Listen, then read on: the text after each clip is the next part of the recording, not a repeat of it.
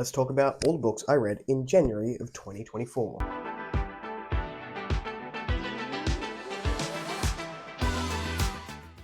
Hello everyone, welcome back to A Fictional Escapist. My name is Kris, and today's video is the January 2024 reading wrap-up.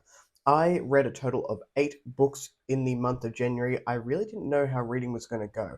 I thought it was either going to be like way more than I would normally read or way less because of the move that we had to Perth. So January was the month that my wife and I moved across the country. We spent 7 days on the road, and I read a little bit while we were doing that drive. Now I will say that this month probably looks better than it does because I did have three novellas in here to boost those numbers up, but just because I was feeling some short reads, I wanted to continue reading, but I didn't have a whole lot of time, so I did pick up a few different things. And this month also held some mood reads for me. So I wouldn't go so far as to say I've had like a personality shift, but I have been gravitating towards more mood reads, and that sort of started towards the end of last year. I'm still not a mood reader. If I'm going off a list, I tend to stick to that list, but occasionally inspiration will strike, and it just happened to be in January. And maybe that was because, we were in a weird situation where it wasn't a whole lot of stuff wasn't planned, but a whole lot of stuff was. I'm not sure. I'm not sure what happened there. But regardless, I've read 3 mood reads this year and ignored some of the stuff on my TBR. So there's that. Let's jump into what I read in the month of January. So the first thing I picked up was Wish Givers. This is by Shannon Knight. This is like an island hopping fantasy with a tattoo-based magic system. I have to say this is one of the most unique things that I have read in terms of both setting and magic systems. I've never read tattoo-based magic before, and what I really loved about this book was how unique it felt. So I've read some island sort of fantasy before. I would love to read more of it. I think it's a fantastic setting. But we are following this wish giver who basically is seeking out to save her people. And she thinks she can do that by becoming influential to the ruler of the particular city. I don't want to give too much away because I think it is so unique that it is something that deserves to be experienced in its full form. But what she does is she goes with her other like people who are other wish givers who can potentially do it, and she basically says that I'm the best of them, so why are you using them? So it does have a bit of political intrigue. Some of that did lose me a little bit along the way, but I love the setting. The characters were really fun to follow along with, and the magic system was fantastic. So basically, the person or the leader would have a wish. And the wish could be something like, I wish for more money to be able to pay for X, Y, and Z. And there would be a part on the body that would be associated with wealth. So the tattoo would have to go onto that part of the body. And then the tattoos were so intricate and designed, it could be large, it could be small. And that tattoo would be put on this person, and then as the wish was granted, the tattoo would then transfer onto the wish giver. So the wish giver only has enough magic in them for as much skin as they have on their body, which is a super cool concept, and I really enjoyed it. The next thing I picked up was Bones of the Hill. This is the 3rd book in the Conqueror series by Con Iggulden. Now, my experience with this series has been interesting so far. So book 1 I really enjoyed as like a backstory to Genghis Khan and how he came to be and to make the decisions that he made. Book 2 was very slow for me, very much a setup, but I quite enjoyed listening to the actual history behind what had been fictionalized. I thought that was fascinating. And book 3 really returned that enjoyment of book 1. So book 3 is still about sort of conquering and what Genghis Khan was doing towards. I don't want to give things away because there's still 2 books in the series, but just know that I enjoyed this one a whole lot more. I'm reading the 4th book at the moment. It's not as high up on my enjoyment level, so it seems to be quite hit or miss for me, this series. And like when I say miss, I don't mean it's bad. I just mean that I'm finding myself sort of tuning out more to books 2 and this one, and having to like rethink or re-listen to it as we're going along. The next one I picked up was the first novella of the month, and that was Don't Bloody the Black Flag by James Lloyd Doolan. I love James Lloyd Doolan's writing. I think it grows stronger with every book. I think as the author settles into the messages that he wants to portray, they also become stronger. and he does such a good job of combining entertainment with some really hard topics. So in this one, we are following a young girl and young person. I'm not sure. I can't remember everything. I apologize. And they are basically going to try and initiate a peace treaty. And she has to go to her mother. I'm pretty sure it's a younger one. I've forgotten the name. And she has to go to her mother, and to do that, and someone who she doesn't have a great relationship with, someone who she hasn't spoken to in a long time, and there is these conversations going on about sort of inaction versus action, and aren't we all just following the same sort of ideology of we're right and the other person isn't. And it's a very interesting conversation to be having with what's going on in the world right now. The next one I picked up, I actually have a physical copy of, and I'll just take out the handwritten note, which is very lovely. And a huge thank you to the author Lucas Lexterjon for sending this my way, and also to Louise Holland, the author of Spark the Divine, who organized this for me. So I read this chunky atmospheric horror, Harrow, and this is something that I'm still thinking about after the fact that I've read it. So I'll put that up close to the camera. Really creepy cover there. Just wraps around. So this is an atmospheric slice of life folk horror, and the reason that it is so chunky, I think it's about 800 pages. Yeah, about 800 pages, is because of that slice of life. So what Lucas Lexterjon did really well was suck you into these people's lives and want to know what was going on while all this creepy stuff was happening in the background.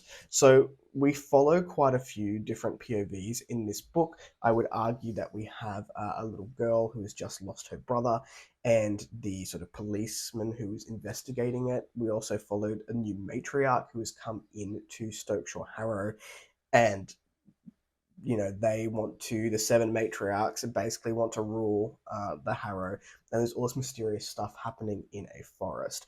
What I loved about this book was that it combines a lot of folk horror tropes and horror tropes that people tend to love, and also combine it with this unique slice of life. I wanted to know what these characters were having for breakfast. I wanted to know what these characters were planning on doing on their weekend, and some of it was creepy. The last 15% of this book gave me goosebumps, and like the good way, because it it was freaky. It was very freaky. If you like your horror to be a slow burn, if you want it to sort of get you in the creeps when you least expect it, you're going to have a good time with that one. But also, it's something that's fairly accessible. And by the time that you get to the really creepy stuff, you've sort of been conditioned to the fact that that creepy stuff is going to happen. But it was a fantastic book, and I had a good time with it. The next one I picked up was a mood read, and that was The Salt Grows Heavy. This is by Cassandra Core, one of my favorite horror authors. They write so beautifully. This book was horrific. It really toys on body horror. It's almost like a dark retelling of The Little Mermaid, and we're following what I presume is this character, and also like a plague doctor, as they try and stop a horrific game that they come across where children are killing each other for the sake of killing each other, but then they get revived, body parts get removed from them, and they do it all again. So it was disgusting, it was gruesome, it was beautiful. I find that Cassandra Core writes horror fairy tales really well. The prose is so poetic, and you can't help but be sucked in to whatever story that Cassandra Core is writing. There's a few more books from this author that I want to get to this year. They are writing something in the Critical Role universe, which I'm not a huge fan of, like playing D&D, but I like the concept, so I'm interested in picking that up. And I've just bought, what was that word that just said? I don't know. The Dead Take the A Train, which Cassandra Core is a co-author on. So I read that one. The next one was another novella, and that was The Night of the Moon by Gregory Contaxis. This was the story of John, who I really enjoyed in the first book. Again, I found that the writing here was, you get exactly what has been promised in this story, and it was a story of how sort of John came to be, really enjoyed it for what it was. It didn't sort of knock my socks off, but I had a good time with it, and I find that with Contaxis's writing, I know I'm going to enjoy it for whatever it is, and I'm looking forward to the next book in the series. The next one I picked up, I have very mixed feelings on, and this video will probably come out after the discussion that I have with Taylor and Luke, and this is Dragonflight by Anne McCaffrey. So I still am unsure about where I'm sitting with this book in my enjoyment level. This is a very classic Dragon Rider fantasy, and it is almost considered, well, I would say it is considered a pillar of fantasy for the time that it was written, which was 1968. And it was a time in fantasy where female writers just weren't a thing, and it was just a very male dominated field. I mean, we could argue that it's still quite a male dominated field. And the way that this was written was, to me, was very much for, those readers, the readers who are comfortable with certain ideologies and certain social aspects of the time, and that comes across in the book, and I don't really know that I enjoyed that. In terms of the story itself, I thought it was charming. So we're following Lesser, who basically wants to save the Weirs. There's not a lot of Weirs left. There used to be 5 or 7, and now there's only 1. There's not a lot of dragons in the sky, but she has, like, her family lineage should be able to save it, and she wants to save it.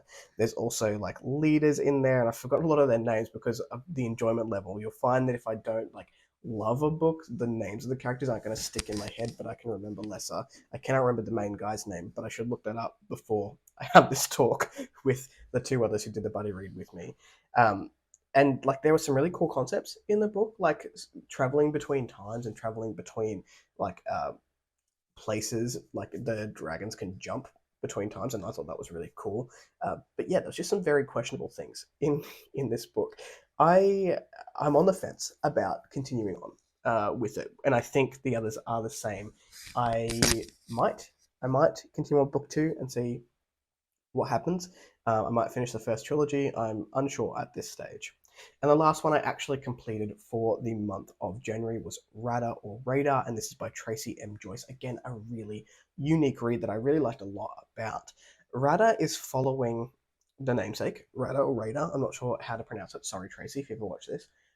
And she's a 6-year-old protagonist. And I was initially quite skeptical about a 6-year-old protagonist, but Rada is so charming and so just determined to get her way and to survive. So this story is bigger than the child. Basically, what happens in the beginning is the mother, Jedzia, I think her name is, was giving birth, and the child that she gives birth to has defects, got a club foot and also a birthmark, and that is not allowed. So the father of the child and the leader of this particular book at the time wants to kill it because he doesn't want anything with any deformities to be associated with his name. This book then becomes about saving this child and a conversation of motherhood and love for children and for people who may not, be what society deems as correct or beautiful. And there was a really powerful message in this book. If you're someone who likes the exploring motherhood and what that means in your book, Jadzia was a fantastic character, a fantastic mother. She was really smart. She had a lot of the political machinations behind in her head, and she was pulling all these moves while trying to keep her kids safe. It was fast paced. Like I said, Rada's really easy to fall in love with. We do follow a lot of her as she grows, and just it was a really interesting concept of having, a 6-year-old's whimsy inside of a very dark book. And I'm very interested to see what else this author can do and where this story goes as these young kids grow up, which I assume will happen throughout the series. So those are the books that I read in the month of January. I did finish a couple very early in the month of February, but we will save those until next month because I'm pretty sure that I'm only going to read 3-month books in the month of February if my Latin doesn't stop killing me in the brain. But no, I have beta reads and stuff going on, which don't really count towards reading goals, but I can talk about them. Anyway, went off on a tangent. Those are the books that I read in the month of January. What did you pick up? What was your favourite? Let me know in the comments down below. If you like the content, give one of those. If you want to see more of it, click subscribe at your will, and I will catch you in the next video. Ciao.